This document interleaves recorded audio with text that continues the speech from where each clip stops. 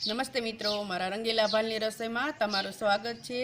આજે આપણે બનાવીશું ગુંદા કેરીનું અથાણું એક પરફેક્ટ માપ સાથે।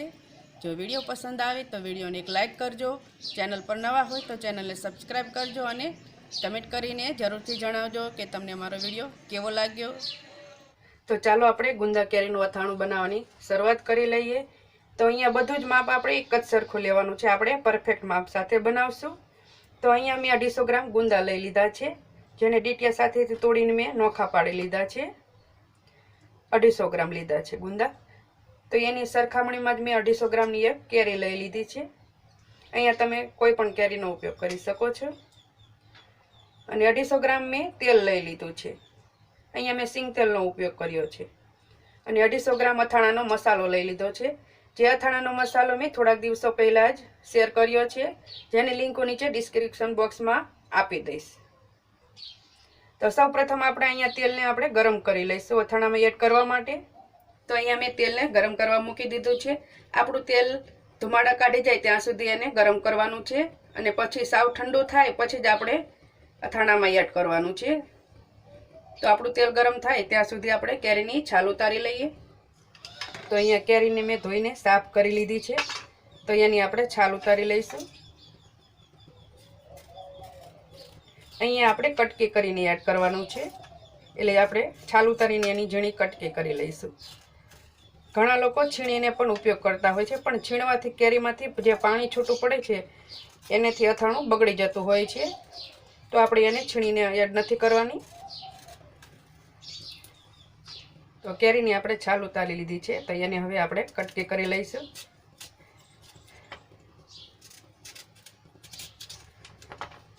અહીંયા તમારે ઝીણી મોટી તમને પસંદ હોય એ પ્રમાણે તમે કટકી કરી શકો છો। અહીંયા હું આ રીતે નાની સાઈઝની કટકી કરું છું, તમારે મોટા ટુકડા કરવા હોય તો પણ કરી શકો છો।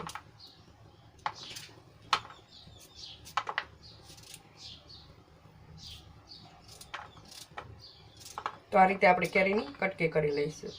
તો કેરીની આપણે કટકી કરી લીધી છે, અને આ બાજુ આપણું તેલ પણ ગરમ થઈ ગયું છે। તો આપણું તેલ ગરમ થઈ ગયું છે, તેલમાંથી ધુમાડા પણ નીકળવા લાગ્યા છે। તો હવે આપણે ગેસને બંધ કરી લઈશું અને તેલને આપણે પંખા નીચે ઠંડુ થવા મૂકી દઈશું।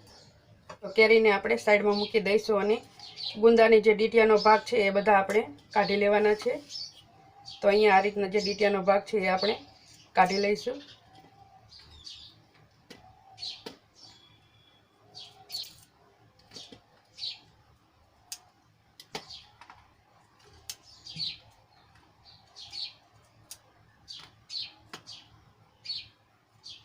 તો ગુંદાને આપણે ડીટિયાનો ભાગ કાઢી લીધો છે, હવે આમાંથી આપણે બિયા કાઢવાના છે। તો અહીંયા આ પાટલો રાખી લીધો છે, એની ઉપર આપણે ઉપર દસ્તાથી આ રીતે પ્રેસ કરીશું, અને આ રીતે ખુલી જાય એટલે એમાંથી આપણે બિયાનો ભાગ કાઢી લઈશું। અહીંયા મીઠાની મદદથી આપણે કાઢીશું, જેથી કરીને જલ્દીથી નીકળી જાય। આ રીતે છરીને આપણે મીઠાવાળી કરીશું, જેથી કરીને બિયાનો ભાગ ચીકણો હોય એ સરળ રીતે બહાર નીકળી જાય।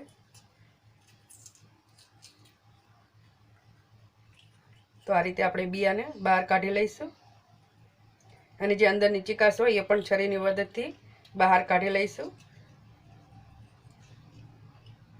તો આ રીતે બધી ચીકાશ બહાર કાઢી લઈશું, જેથી ગુંદાનું અથાણું આપણા ઝાઝા ટાઈમ સુધી સારું રહે। આ જ રીતે આપણે બીજા ગુંદામાંથી પણ બિયા બહાર કાઢી લઈશું।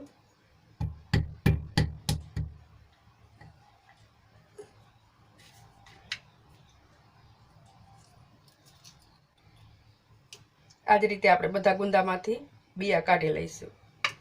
તો બધા ગુંદાને આપણે બિયા કાઢીને તૈયાર કરી લીધા છે, અને જે અંદરની ચીકાશ હતી એ પણ જેટલી નીકળે એટલી બધી આપણે કાઢી લીધી છે। તો હવે આમાં આપણે મસાલો એડ કરવાનો છે, અંદર મસાલો ભરી લેવાનો છે। તો હવે આપણે મસાલો ભરી લઈશું।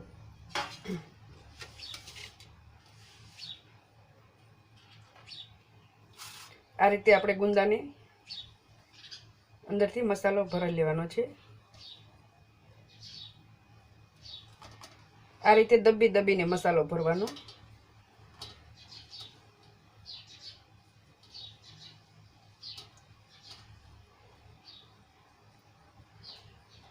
તો આ રીતે આપણે ગુંદાને ભરીને તૈયાર કરી લઈશું.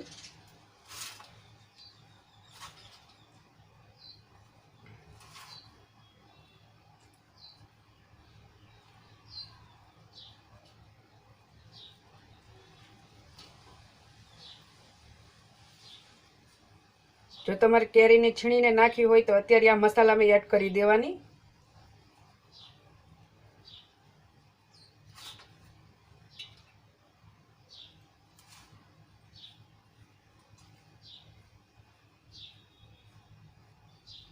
આ જ રીતે બધા ગુંદાને આપણે ભરીને તૈયાર કરી લઈશું. તો અહીંયા ગુંદા આપણા ભરાઈ ગયા છે અને થોડોક મસાલો બચી ગયો છે, એને આપણે અથાણામાં ભેળવી દેવાનો છે. તો હવે આને થોડી વાર માટે સાઈડમાં મૂકી દઈશું અને એક બાઉલ લીધું છે, એમાં આપણે કેરી એડ કરી લઈશું.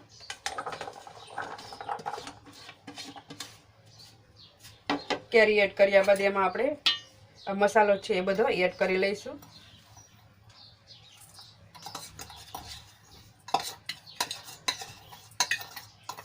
અને કેરીમાં સરસ રીતે મિક્સ કરી લઈશું, જેથી કરીને મસાલો બધો સારી રીતે કેરીમાં ભળી જાય અને સ્વાદ પણ સરસ રીતે ચડી જાય. તો કેરી સરસ રીતે મસાલામાં ભળી ગઈ છે. તો હવે એમાં આપણે ગુંદા એડ કરી દઈશું. ગુંદાને પણ સરસ રીતે મિક્સ કરી લઈશું.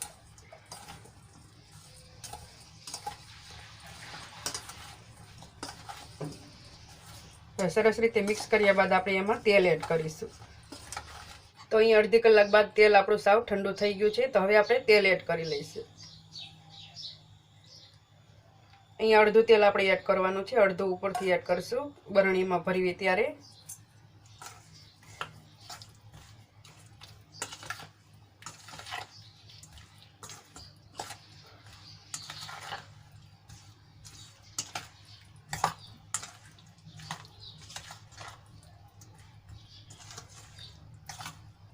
તો આ રીતે આપણે હળવા હાથે મિક્સ કરી લીધું છે. તો હવે આને આપણે બરણીમાં ભરી લેવાનું છે. તો અહીંયા મેં બરણીને ધોઈને સાફ કરીને તડકે સૂકવી દીધી છે. જરા પણ ભેજ ના હોવો જોઈએ, નહીંતર આપણું અથાણું બગડી જશે. તો આ રીતે આપણે આ બરણીમાં ભરી લઈશું. અહીંયા તો જો તમારે ગળ્યું કરવું હોય તો અત્યારે એમાં ગોળ ઉમેરીને ઓગાળી લેવાનું.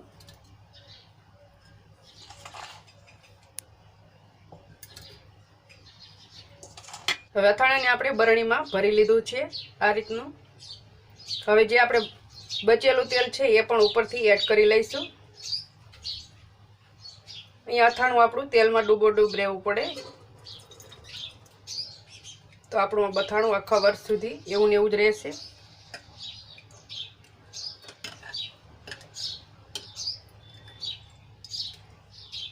તો તમે જોઈ શકો છો અથાણું આપણું ડૂબાડૂબ છે તેલમાં. અથાણા ઉપર પણ આપણું તેલ ઘણું છે. આ રીતે આપણે વધારે તેલ એડ કરવાનું છે, જેથી કરીને અથાણું આપણું 12 મહિના સુધી એવું ને એવું જ રહે.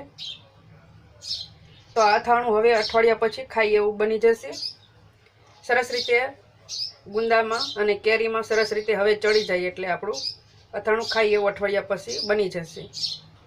તો આને ઢાંકણ ઢાંકીને તમે 12 મહિના સુધી રાખી શકો છો. તો આપણું સરસ મજાનું કેરી અને ગુંદાનું અથાણું બનીને તૈયાર છે.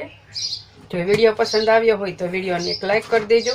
ચેનલ પર નવા હોય તો ચેનલને સબસ્ક્રાઈબ કરી દેજો અને કમેન્ટ કરીને જરૂરથી જણાવજો કે તમને મારો વિડીયો કેવો લાગ્યો.